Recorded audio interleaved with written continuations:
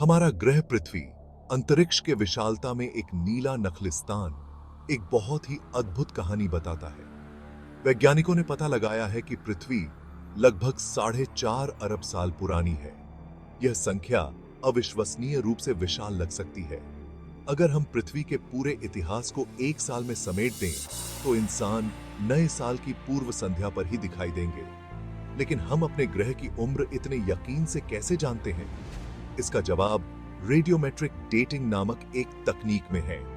यह विधि वैज्ञानिकों को चट्टानों और जीवाश्मों की उम्र का निर्धारण करने की अनुमति देती है। वैज्ञानिकों ने हमारे ग्रह के जन्म और विकास के एक उल्लेखनीय आख्यान को एक साथ जोड़ दिया है। रेडियोमेट्रिक डेटिंग के विकास से बहुत पहले भूवैज्ञानिकों ने चट्टान की परतों का अध्ययन करके पृथ्वी के इतिहास की एक मोटे तौर पर समय रेखा इकट्ठा की थी, जिसे स्ट्रैटिग्राफी के रूप में जाना जाता है। इतिहास की किताब के पन्नों की तरह ये परतें या स्ट्रैटा समय बीतने का रिकॉर्ड होती हैं। सबसे पुरानी परतें सबसे नीचे होती हैं, जबकि छोटी परतें सतह के करीब पाई जाती हैं। हालांकि केवल स्ट्रैटिग्राफी ही हमें इन परतों की पूर्ण आयु नहीं बता सकती थी। हम यह निर्धारित कर सकते हैं कि एक परत दूसरे से पुरानी थी, लेकिन यह नहीं कि कितनी पुरानी थी। यह किसी पुस्तक में अध्यायों के क्रम को जानने जैसा था, लेकिन यह नहीं जानना कि यह किस वर्ष प्रकाशित हुई थी। रेडियोमेट्रिक डेटिंग ने इन पूर्ण युगों को अनलॉक करने की कुंजी प्रदान की, जिससे पृथ्वी के इतिहास की हमारी समझ में क्रांति आ गई। एक ऐसी घड़ी की कल्पना करें जो एक स्थिर गति से टिक करती है, जो बाहरी दुनिया से अप्रभावित रहती है। यह अनिवार्य रूप से रेडियोमेट्रिक डेटिंग प्रदान करता है, एक प्रकार की ब्रह्मांडीय घड़ी जो चट्टानों और खनिजों के भीतर अंतर्निहित होती है। ये घड़ियां रेडियोधर्मी समस्थानिकों के अनुमानित क्षय पर आधारित होती हैं, जो परमाणु होते हैं, जिनके नाभिक में न्यूट्रॉन की संख्या अस्थिर होती है। ये समस्थानिक छोटे टिकने वाले टाइम बम की तरह होते हैं, जो एक निश्चित दर पर अधिक स्थिर समस्थानिकों में परिवर्तित हो जाते हैं। क्षय की यह दर प्रत्येक रेडियोधर्मी समस्थानिक के लिए अद्वितीय है और इसे इसके आधे जीवन द्वारा मापा जाता है, जो कि एक नमूने में आधे मूल समस्थानिकों को क्षय होने में लगने वाला समय है। रेडियोमेट्रिक डेटिंग को समझने के लिए हमें उपपरमाणु दुनिया में जाने की जरूरत है। परमाणु सभी पदार्थों के निर्माण खंड हैं। एक परमाणु के नाभिक के भीतर प्रोटॉन रहते हैं, जो धनात्मक आवेश वहन करते हैं, और न्यूट्रॉन, जो कोई आवेश नहीं रखते हैं। प्रोटॉन की संख्या एक तत्व को परिभाषित करती है। उदाहरण के लिए, सभी कार्बन परमाणुओं में 6 प्रोटॉन होते हैं। हालांकि एक ही तत्व के परमाणुओं में न्यूट्रॉन की संख्या भिन्न हो सकती है। इन भिन्नताओं को समस्थानिक कहा जाता है।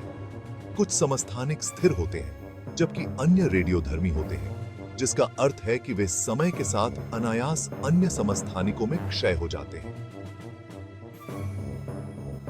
एंडियोमेट्रिक डेटिंग इन रेडियोधर्मी समस्थानिकों और उनके अनुमानित क्षय दरों पर निर्भर करती है।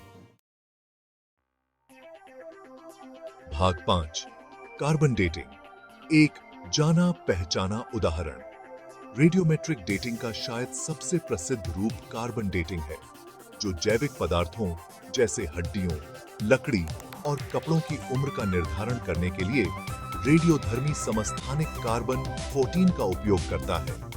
कार्बन 14 लगातार वायुमंडल में बनता है जब कॉस्मिक किरणें नाइट्रोजन परमाणुओं से टकराती हैं। जीवित जीव श्वसन और भोजन के माध्यम से लगातार कार्बन 14 को अवशोषित करते हैं। जब कोई जीव मर जाता है, तो वह नए कार्बन 14 को ग्रहण करना बंद कर देता है और उसके अवशेषों के भीतर कार्बन 14 नाइट्रोजन 14 में क्षय होने लगता है। एक नमूने में कार्बन 14 और कार्बन 12 के अनुपात को मापकर वैज्ञानिक यह निर्धारित कर सकते हैं कि जीव कितने समय पहले जीवित था। भाग 6, यूरेनियम लीड डेटिंग, अरबों साल पीछे पहुंचना। जबकि कार्बन डेटिंग दसियों हजार साल पुरानी सामग्रियों की डेटिंग के लिए उपयोगी है। यह अरबों साल पुरानी चट्टानों की डेटिंग के लिए उपयुक्त नहीं है।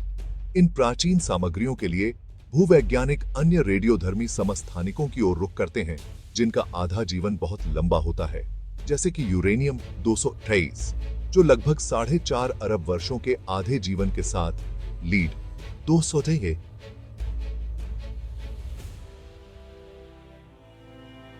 क्षय हो जाता है।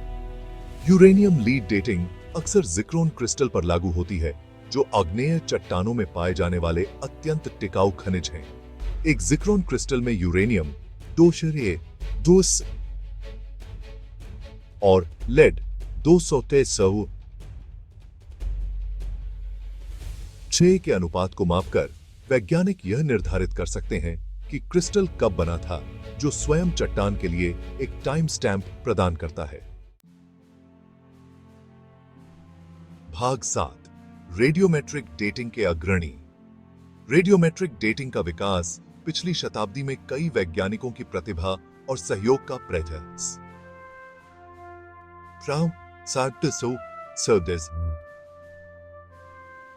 टेस्टामेंट है। अग्रदूतों में से एक अर्नेस्ट रदरफोर्ड थे, जिन्होंने 1905 में पहली बार रेडियोधर्मी क्षय का उपयोग करके चट्टानों की डेटिंग की संभावना का सुझाव दिया था। उनके काम ने इस क्रांतिकारी तकनीक की नींव रखी। एक अन्य प्रमुख व्यक्ति बर्ट्राम बोल्टवुड थे,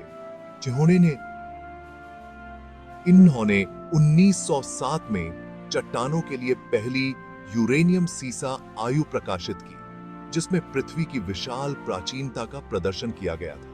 उनके निष्कर्षों ने पृथ्वी की आयु के बारे में प्रचलित विचारों को चुनौती दी और आधुनिक भूकालक्रम विज्ञान का मार्ग प्रशस्त किया।